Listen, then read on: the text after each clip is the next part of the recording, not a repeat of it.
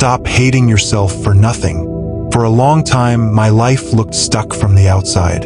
Same struggles, same frustration, same feeling of being behind. What people didn't see was that my life wasn't broken. My habits were. Nothing changed loudly. No big miracle. Just small habits stacking quietly until my entire life shifted. Here's how. Number 1. I stopped waiting to feel ready. Most of my life, I waited for confidence before acting. But confidence never came first. I noticed every time I finally took action, even scared, clarity followed after. That's how progress really works. If you're stuck, it's not because you're unready. It's because you're waiting. Number 2. I stopped explaining myself to people who didn't care. I used to over-explain my choices, my goals, my struggles. And I realized something painful. People who doubted me didn't suddenly believe me after explanations. Silence protected my energy. When you stop explaining, you stop leaking confidence. Number 3. I made boredom my friend. Every time life got quiet, I grabbed my phone. Scrolling filled the silence and killed my focus. When I learned to sit in boredom, my mind slowed down. Ideas came back. Discipline came back. Boredom is where your real self is discovered. Number 3. I started waking up at the same time every day. My life felt chaotic because my days were chaotic. Sleep inconsistency made everything harder.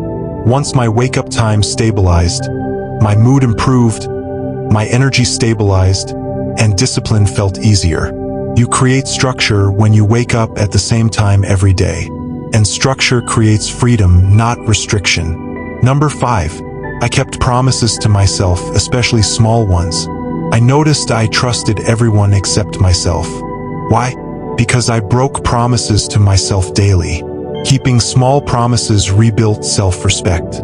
Confidence isn't loud. It's quiet trust with yourself. Number 6. I limited how much I consumed. Too many opinions. Too much noise. Too much content. When I reduced what entered my mind, my anxiety dropped. Clarity isn't found by adding more. It's found by subtracting. Number 7. I started finishing what I started. I had many ideas but no results. Unfinished projects quietly destroyed my belief in myself. You build momentum when you complete a single project. Momentum builds confidence faster than motivation ever will. Number 8. I stopped romanticizing my past. I used to replay old versions of myself. Old relationships, old mistakes, old identities, and that kept me stagnant for years. Letting go hurt, but staying stuck hurt more. You have to let go of your past for you to build a better future. Number 9. I learned to sit in discomfort without running. Discomfort used to scare me.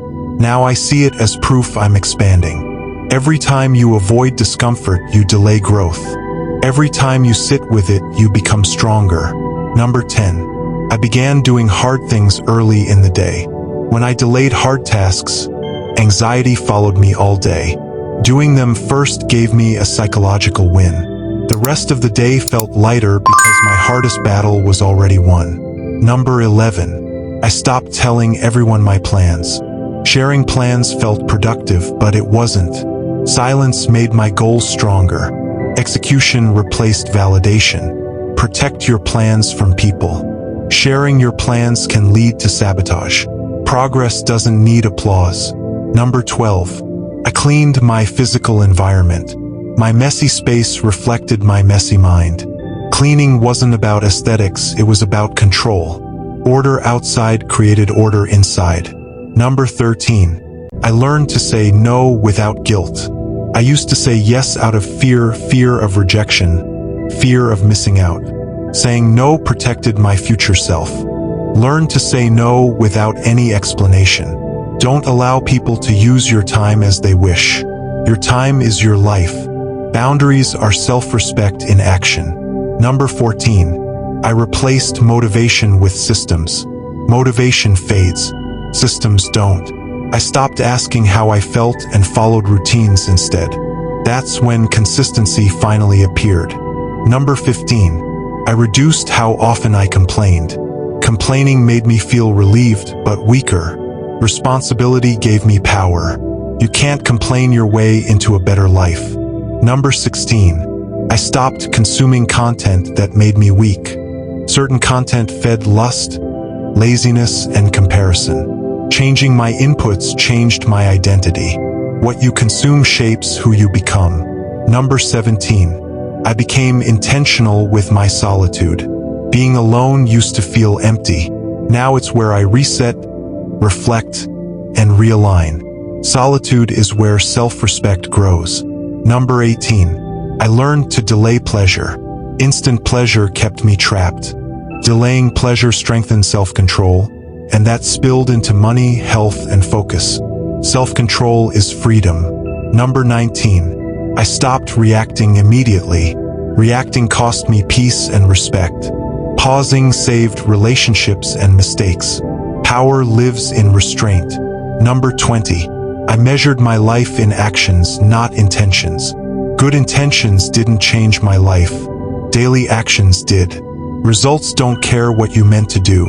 Number 21. I treated discipline like self-respect. Discipline wasn't punishment anymore. It became proof I cared about my future. Discipline is self-love in its strongest form. Number 22. I started learning every day, even 10 minutes. Growth compounds quietly. 10 minutes daily changed how I think long-term. Consistency beats intensity. Number 23. I stopped comparing my timeline to others. Comparison drained my joy. Focusing on my lane restored peace. Your path doesn't need to look like anyone else's. Number 24. I forgave myself and moved forward. Shame froze me in place. Forgiveness gave me permission to grow. You can't hate yourself into becoming better. Number 25. I accepted that change is slow, and that's okay. I stopped rushing my life. Consistency beat urgency. Slow growth still grows. None of these habits were dramatic, but together they rebuilt my life. If you feel behind, broken, or lost, you don't need a miracle. You need one habit today.